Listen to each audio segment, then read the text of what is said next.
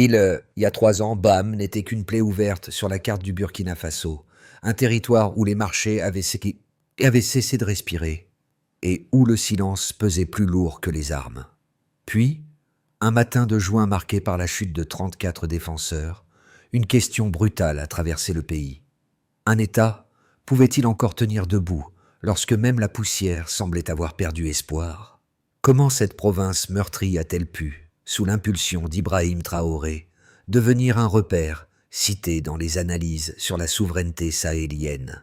Et si la métamorphose d'un lieu oublié révélait le premier mouvement d'un basculement continental? Cette vidéo ne cherche pas à raconter une simple embuscade, ni à célébrer une figure politique, mais à comprendre comment une région longtemps considérée comme perdue a pu redevenir un espace où la vie civile et la défense locale se renforcent mutuellement. Le spectateur y trouvera une promesse claire: saisir, en moins d'une demi-heure, comment Bam est passé d'un symbole d'effondrement à un laboratoire observé par les analystes du Sahel. À travers les témoignages de villages vidés, de marchés rouverts et d'unités improvisées, cette enquête montre comment la stratégie portée par Ibrahim Traoré a tenté de reconstruire la confiance, non par des forces lointaines, mais par ceux qui vivaient au cœur même du danger. Comme un fil conducteur, on peut se demander si ce modèle a émergé dans une province meurtrie. Jusqu'où peut-il aller lorsqu'il se propage au-delà de ses frontières? Car les enjeux dépassent de loin un seul récit provincial. Ils interrogent la capacité d'un État, isolé à redéfinir ses alliances, son autonomie et sa manière d'impliquer ses citoyens dans la survie quotidienne. Le premier élément révélateur est simple.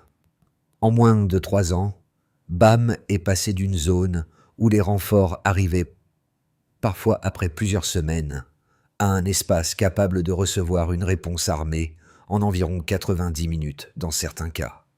Le second repose sur un chiffre inattendu. Près de 9000 citoyens ont rejoint les volontaires à travers le pays, créant une architecture de défense que même les observateurs sceptiques n'avaient pas anticipée. Pour comprendre la portée de ces deux faits, il faut revenir à ce matin du 26 juin 2023, lorsqu'un convoi militaire avançant sur une route poussiéreuse près de Namisigua a été frappé par des engins explosifs improvisés, puis par des tireurs dissimulés dans la brousse. Lorsque la fumée s'est dissipée, 34 défenseurs, soldats et volontaires gisaient au sol. Pour les habitants de Bam, ce n'était pas simplement une défaite, mais un verdict. L'ancien modèle de protection publique s'était effondré. En quelques semaines, les marchés se sont vidés, les villages se sont éparpillés dans la brousse, les écoles ont cessé d'enseigner, et jusqu'au murmure de la prière a perdu en intensité. La peur n'était plus une émotion, elle était devenue une atmosphère. C'est dans cet effacement progressif de l'État qu'a émergé la figure d'Ibrahim Traoré, passé des rangs de l'armée à la présidence. Son diagnostic, brut et sans ornement, a établi un lien direct entre perte de territoire et perte de confiance collective. À la fin de 2022, il a lancé ce qui serait présenté comme la sécurité totale du peuple, une stratégie rompant avec les attentes traditionnelles. Au lieu de miser sur des contingents extérieurs, elle affirmait que si l'État ne pouvait protéger chaque village, alors chaque village devait pouvoir se protéger lui-même. Un appel national à volontaires a alors traversé fermes, marchés et salles de classe. Hommes et femmes, souvent sans autre expérience que le labeur quotidien, ont rejoint les premiers camps d'entraînement surgis dans plusieurs provinces. 2 semaines d'instruction leur étaient accordées. Manier des armes légères, lire un terrain, coordonner avec l'armée. Critiquée à l'étranger, jugée imprudente, cette approche a pourtant allumé une étincelle dans Bam. La sensation que, malgré le chaos, quelque chose pouvait encore être reconstruit, non pas depuis le sommet, mais depuis les marges. Si l'histoire de Bam est souvent associée à la vision d'Ibrahim Traoré, elle se raconte surtout à travers des personnages qui ne figurent dans aucun communiqué officiel. Ce sont des cultivateurs, des veuves, des enseignants revenus clandestinement, ou encore ces chasseurs âgés qui ont quitté la réserve de la mémoire collective pour redevenir des formateurs improvisés.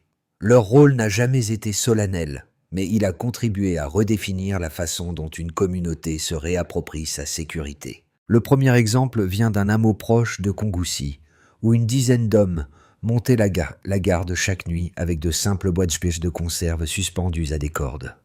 L'alerte était rudimentaire, mais elle brisait le sentiment d'abandon en rappelant que quelqu'un, quelque part, veillait encore. Plus au nord, un groupe de mères préparait des repas pour les patrouilles locales, transformant une cuisine en véritable poste logistique. Elles n'avaient certes pas de formation militaire, mais leur présence quotidienne consolidait ce que les analystes appelleraient plus tard la psychologie de défense. Un deuxième cas, souvent raconté à voix basse, concerne un instituteur surnommé le soldat de Creil. Après 2 années d'exil forcé, il a repris sa classe dans une tente tarpale, entouré de volontaires qui surveillaient les environs. Chaque leçon écrite au tableau était pour lui un acte de résistance face au vide qui gagnait la région. À travers ces figures modestes, la stratégie portée par Ibrahim Traoré a trouvé son terrain d'expression. Non pas l'héroïsme spectaculaire, mais la capacité d'une population à refuser que son quotidien disparaisse. Et c'est précisément cette reconquête de gestes ordinaires qui montre l'enjeu réel. La survie commence par ceux que l'on ne remarque jamais. La transformation de BAM ne peut se comprendre qu'en déroulant la séquence précise des événements qui a remodelé la région entre 2022 et 2025. Chaque étape a constitué un maillon décisif dans une chaîne où survie, improvisation et détermination ont fini par créer une dynamique inattendue. Le déclencheur apparaît dès la fin de 2022, lorsque la doctrine de sécurité totale du peuple est officiellement lancée. Ce n'est pas une réforme technique, mais une rupture stratégique. L'idée que l'État puisse défendre chaque village est abandonnée au profit d'un modèle où chaque communauté devient un fragment actif de la défense nationale. Les appels à volontaires se diffusent à travers les marchés, les stations radio locales et les corridors ruraux. En quelques semaines, les premiers camps d'entraînement surgissent dans plusieurs provinces du centre-nord. Les recrues, souvent issus du labeur quotidien, reçoivent 2 semaines d'instruction minimale. Manier une arme légère, repérer une embuscade, transmettre une alerte cohérente. Cette méthode, jugée imprudente par de nombreuses capitales étrangères, est pourtant la seule alternative viable dans un contexte où les renforts mettaient parfois des semaines à parvenir à destination. Le point culminant se situe en 2023 et 2024. Davantage porté par des centaines de gestes que par un seul événement spectaculaire. Les villages commencent à organiser des rondes nocturnes, utilisant des téléphones portables comme premier système d'alerte. Dans certains hameaux, les chasseurs reviennent dans la brousse pour enseigner la lecture de traces, offrant une expertise précieuse dans un terrain que les insurgés croyaient maîtriser. La peur ne disparaît pas, mais elle cesse d'être statique. Elle recule par petites poussées. Lorsque les premiers volontaires tombent au combat quelques jours après leur déploiement, la réaction locale n'est pas la fuite, mais l'arrivée de nouveaux volontaires prêts à les remplacer. Cette dynamique surprend même les groupes armés, habitués à voir les communautés céder ou s'éparpiller. Au début de 2025, une deuxième bascule intervient avec la création des bataillons d'intervention rapide, BIR. Leur mandat est clair, frapper vite, frapper fort, et ne jamais laisser l'ennemi reprendre souffle après une attaque. Déployés à Arbinda, Djibo et Djibo, ces bataillons incarnent la réponse professionnelle qui manquait jusqu'alors au dispositif civil. Lorsqu'une attaque frappe un village proche de Borzanga, la réaction en 90 minutes devient un symbole national.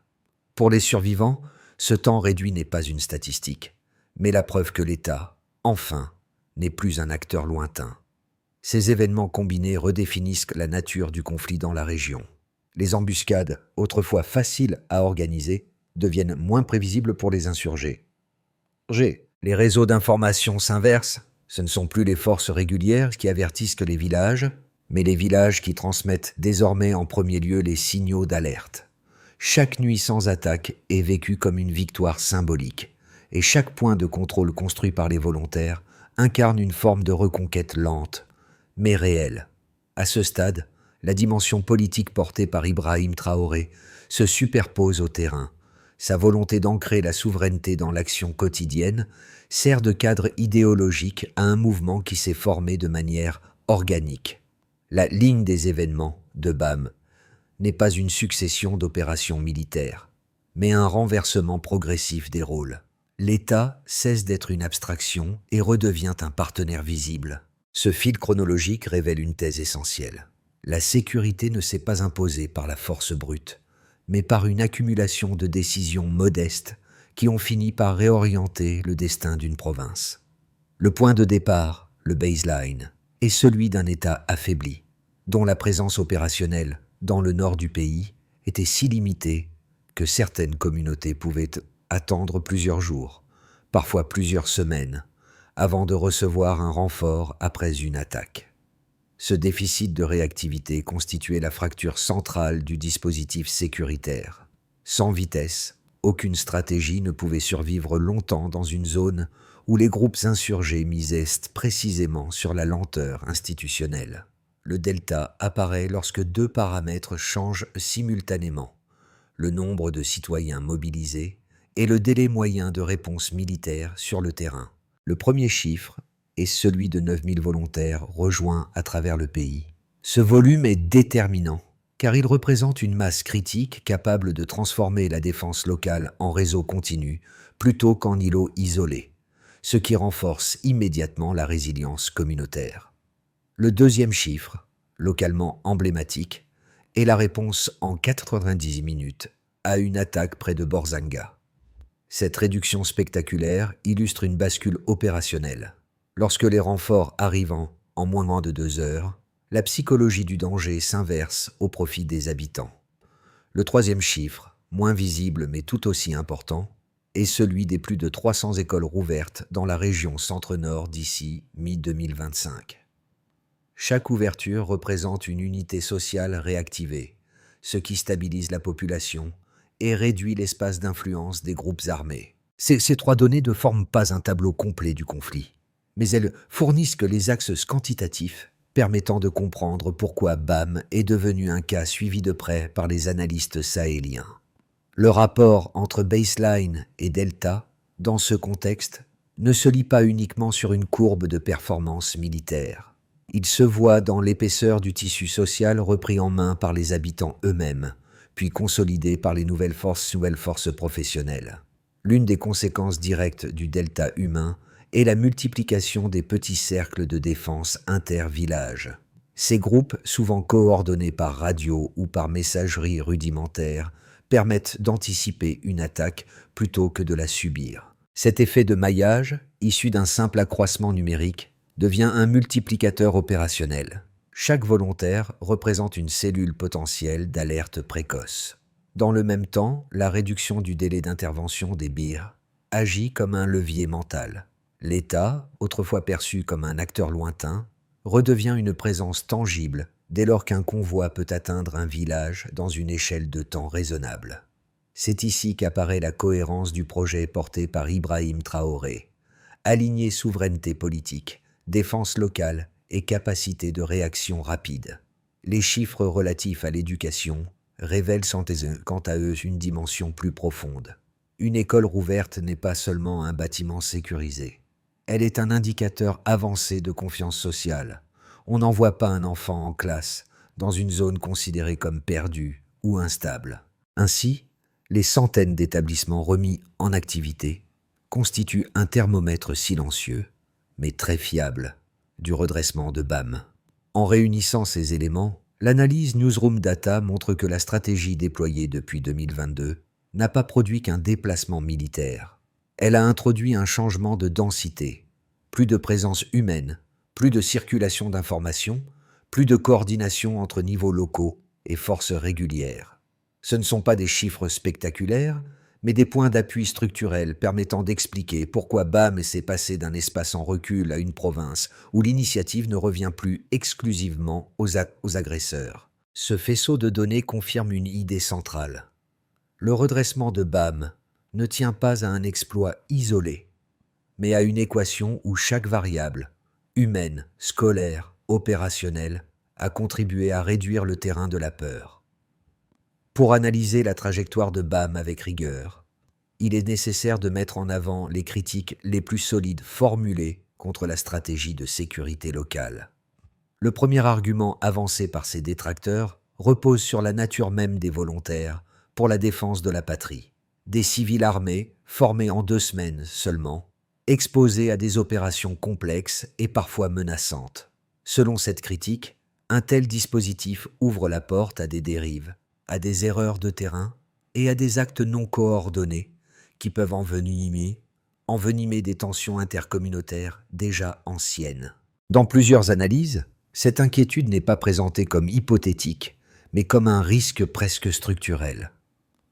Le second argument concerne la trajectoire géopolitique choisie durant le mandat d'Ibrahim Traoré. En rompant avec le traditionnel partenariat militaire français pour s'orienter vers la Russie, la Turquie ou la Chine, certains experts estiment que le Burkina Faso s'expose à une nouvelle forme de dépendance. Selon ce point de vue, les équipements fournis sans conditions apparentes et les missions d'instruction venues d'ailleurs pourraient masquer un transfert d'influence, moins visible mais réel. Les sceptiques affirment que cette diversification peut renforcer l'outil militaire, mais affaiblir l'autonomie politique à long terme. Face à ces 2 critiques, la réponse appuyée sur les faits issus de BAM mérite attention. Les risques de dérapage des VDP ont été suffisamment reconnus pour amener la création d'un bureau de plainte civilo-militaire, ainsi que l'intégration progressive des volontaires dans un cadre de commandement plus strict. Ces correctifs ne suppriment pas les risques, mais témoignent d'une prise de conscience et d'un ajustement institutionnel plutôt que d'un aveuglement stratégique. Concernant la question géopolitique, la dynamique observée à BAM montre que l'enjeu immédiat n'était pas tant l'alignement international que la survie locale. Les résultats visibles, routes rouvertes, écoles reprises, villages capables d'alerter avant d'être pris de court, indiquent que les partenariats nouveaux ont d'abord servi une fonction opérationnelle. Ils ont permis à des unités naguère en difficulté de disposer enfin d'équipements adaptés, renforçant la cohérence du modèle défensif voulu par Ibrahim Traoré. Au terme de cette analyse, une conclusion s'impose. Les critiques sont sérieuses, mais les résultats concrets du terrain montrent qu'elles ne suffisent pas à invalider une stratégie dont la priorité reste la protection immédiate des communautés. Ce basculement devient évident en octobre 2025, lorsque le ministre de la Sécurité, Mahamoudou Sana, se rend dans la région sans escorte étrangère. Son convoi traverse un marché récemment rouvert, où les vendeurs sont revenus après des années d'absence, avant de s'arrêter devant les tombes des volontaires tombés au combat. Aucun slogan, aucun discours public, seulement un silence dense, partagé, qui dit plus que n'importe quel appel officiel. Ce moment constitue le midpoint réel de l'histoire de BAM, car il marque la première fois où l'État revient, non pas avec des annonces, mais avec une présence incarnée. Un deuxième révélateur se trouve dans la bannière écrite à la craie par des enfants. Nous sommes toujours là. C'est ça. Pour une province longtemps associée à la défaite, cette affirmation simple symbolise une autorité reconstruite depuis la base. Et c'est ici que la vision d'Ibrahim Traoré se manifeste pleinement. Une souveraineté qui se construit moins dans les conférences diplomatiques que dans la routine rétablie des villages, des marchés et des écoles. À partir de cet instant, BAM cesse d'être un symbole de fragilité et devient un point d'appui pour comprendre ce que pourrait être une reconstruction sahélienne centrée sur les communautés. Les effets tangibles de la transformation de BAM se lisent d'abord chez les agriculteurs, ceux que les crises avaient contraintes à abandonner leurs champs. Avec le retour progressif des patrouilles locales et la présence plus visible des birs, les routes anciennement minées deviennent praticables, permettant aux cultivateurs de rejoindre leurs parcelles sans traverser le territoire, avec la peur comme unique compagne. La reprise des activités agricoles n'est pas totale, mais elle constitue une réappropriation du quotidien. En cultivant à nouveau, les villages affirment qu'ils ne se laisseront plus déraciner aussi facilement. Pour beaucoup, la terre redevient un repère, un argument silencieux contre la fatalité de l'exode. Chez les petits commerces et les marchés, la réouverture des stands modifie profondément la circulation économique. Les coopératives féminines qui vendaient du mil, de l'huile d'arachide ou des produits de saison recommencent à générer des revenus, modestes mais réguliers.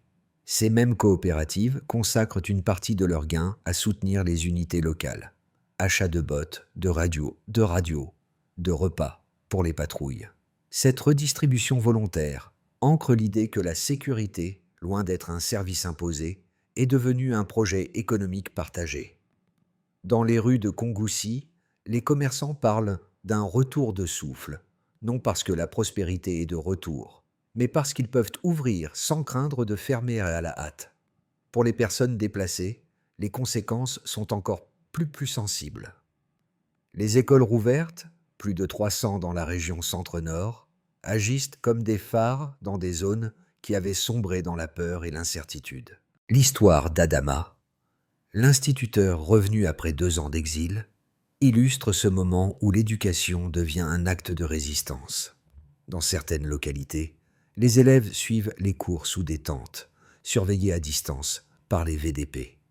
Cette résilience éducative n'efface pas le traumatisme, mais elle stabilise les familles, surtout lorsque les enfants peuvent étudier sans voyager des heures pour atteindre une zone sûre. Les journées d'excellence, organisées pour honorer élèves et enseignants courageux, renforcent le sentiment que la reconstruction passe aussi par la transmission du savoir. Au niveau régional, les impacts dépassent largement BAM. Les gouvernements du Mali et du Niger observent attentivement ce qu'ils appellent désormais le modèle BAM. La coordination au sein de l'Alliance des États du Sahel, AES, illustre cette influence. Échange d'informations, mise en place d'unités de réponse rapide, multiplication des initiatives communautaires. Pour les analystes, cette dynamique montre que la sécurité sahélienne ne repose plus uniquement sur les coalitions internationales, mais aussi sur la capacité des États à mobiliser leurs citoyens. Dans ce cadre, la vision d'Ibrahim Traoré joue un rôle structurant. Elle sert de matrice politique pour comprendre comment des nations longtemps dépendantes de partenaires extérieurs cherchent à redéfinir leur souveraineté. Ainsi, les conséquences de la transformation de BAM ne se résument pas à une amélioration des indicateurs sécuritaires. Elles redessinent les rapports entre l'État, les communautés et les pays voisins, en faisant de cette province autrefois meurtrie un point d'équilibre fragile, mais porteur d'espoir. À l'horizon des 6 à 12 prochains mois, 3 trajectoires plausibles se dessinent pour BAM et, par extension, pour la stratégie nationale menée sous Ibrahim Traoré.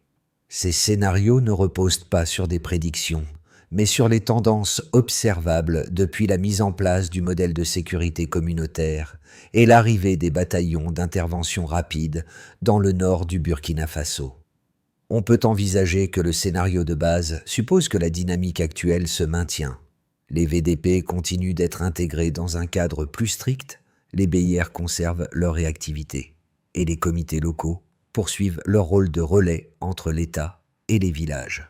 Dans cette hypothèse, BAM consoliderait son statut de laboratoire, suffisamment stable pour inspirer d'autres régions, mais encore vulnérable aux attaques ponctuelles d'insurgés, cherchant à tester la solidité des lignes locales. La priorité resterait d'ordre opérationnel, maintenir la cohérence entre défense civile et intervention rapide. On peut envisager que le scénario optimiste va plus loin. Il prévoit que les chantiers d'infrastructures, routes réparées, réseaux solaires, connexions numériques progressent plus vite que prévu, soutenus par une adaptation de l'aide internationale aux réalités locales. Si cela se produit, les villages pourraient réduire leur dépendance à la réponse militaire, en misant davantage sur l'économie, l'éducation et la mobilité sécurisée. Dans cette trajectoire, l'approche d'Ibrahim Traoré dépasserait le cadre strict de la sécurité pour devenir un modèle de reconstruction globale dans le Sahel. BEM passerait alors du statut de zone résiliente à celui de zone pivot. On peut envisager que le scénario pessimiste, lui, n'est pas à exclure. Les groupes insurgés peuvent modifier leurs tactiques, frapper dans des zones moins structurées ou exploiter les erreurs de certaines unités volontaires. Un incident grave, mal géré, pourrait fragiliser la légitimité de l'ensemble du dispositif et rallumer les tensions communautaires. Une pression accrue sur les ressources humaines, fatigue des volontaires, manque d'équipement, pourrait aussi réduire l'efficacité des BA. Dans ce cas, les progrès récents seraient menacés et l'État devrait revoir son équilibre entre partenariats extérieurs et mobilisation interne. Dans toutes ces hypothèses, une seule recommandation intellectuelle semble pertinente. Évaluer BAM non à travers ce qu'il promet, mais à travers ce qu'il permet selon les conditions changeantes du terrain. Au-delà des cartes, des chiffres et des stratégies, la transformation de BAM trouve son écho le plus profond dans les trajectoires individuelles qui traversent la région. Ce sont ces histoires qui bien souvent parlent davantage aux spectateurs que les rapports sécuritaires ou les déclarations officielles.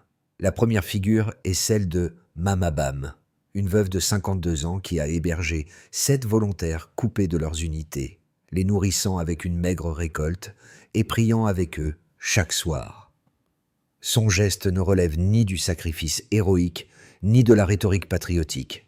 Il raconte simplement ce que signifie protéger un futur que personne ne garantit. Pour beaucoup de spectateurs, cette scène révèle un courage quotidien, loin du tumulte des combats.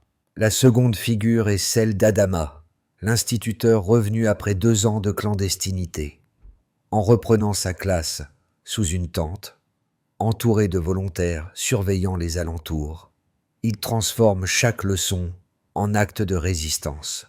Ses élèves l'appellent le soldat de craie, non parce qu'il mène une bataille armée, mais parce qu'il affronte l'oubli, l'interruption et la peur. Pour les parents, l'existence même de cette classe est un signe de reprise de souffle. Enfin, l'engagement des coopératives féminines rappelle que la résilience n'est pas seulement une affaire militaire. En préparant des repas, en collectant des fonds et en aidant à rouvrir les marchés, ces femmes déplacent les lignes invisibles du quotidien. Elles montrent qu'une société ne renaît pas seulement avec des blindés, mais aussi avec des casseroles, des cahiers et du travail silencieux. Dans chacune de ces actions, il existe une cohérence avec la vision portée par Ibrahim Traoré, replacer la dignité au centre de la sécurité. Et c'est précisément cette dignité ordinaire qui touche le public, car elle montre que la reconstruction commence souvent là où l'on s'y attend le moins, dans les mains de ceux qui refusent de renoncer. Pour comprendre ce que pourrait devenir BAM dans les mois à venir, il faut considérer la reconstruction non comme un élan ponctuel, mais comme une méthode. Cette méthode peut se décliner en plusieurs étapes qui définissent ce que chacun, État, communauté, structure locale, doit accomplir pour que la province poursuive sa trajectoire ascendante. D'abord, il est possible de dire que formaliser la chaîne de commandement des VDP. L'objectif est d'établir un cadre légal plus robuste, critères de sélection, formation minimale, supervision et mécanismes disciplinaires. Les autorités locales doivent tenir des registres homogènes pour suivre les affectations, mesurer les progrès et éviter les initiatives non coordonnées. Chaque mois, une évaluation commune entre représentants civils et militaires permettrait de corriger les dérives éventuelles. Ensuite, il serait pertinent de consolider les capacités opérationnelles des BIR. Leur efficacité dépend de la maintenance des véhicules, de la disponibilité des communications et de la rapidité d'analyse des alertes reçues des villages. Une cellule de liaison permanente pourrait coordonner les informations émanant des comités locaux, créant un flux plus fluide entre détection et réaction. Par ailleurs, il convient d'accélérer les programmes sociaux, considérés comme des indicateurs de stabilité. Réouverture d'écoles, soutien alimentaire, activités communautaires. Chaque action doit être datée, suivie et vérifiable. Lorsque l'on mesure la reconstruction en nombre de classes opérationnelles ou de marchés actifs, on obtient un diagnostic plus précis que par des déclarations politiques. Enfin, il faudrait encadrer les partenariats extérieurs dans une logique de souveraineté. Toute coopération, qu'elle provienne de Russie, de Turquie ou d'ailleurs, doit être soumise à une grille d'évaluation. Autonomie préservée, utilité opérationnelle, absence de conditionnalité indirecte. C'est dans cette cohérence que s'inscrit la ligne défendue par Ibrahim Traoré, qui vise à empêcher toute dépendance nouvelle. En somme, la feuille de route repose sur une idée simple. Si chaque étape reste mesurable, BAM peut transformer un élan fragile en structure durable. Lorsque l'on regarde BAM aujourd'hui, il est facile d'oublier que tout a commencé dans des lieux minuscules. Une cuisine où Mama Bam préparait des repas pour des volontaires, une tente d'école où Adama écrivait ses leçons sous la surveillance de quelques VDP. Ces scènes sont revenues salées tout au long de l'enquête parce qu'elles rappellent une vérité essentielle. La reconstruction ne s'élève jamais d'un seul geste, mais d'une somme de volontés discrètes.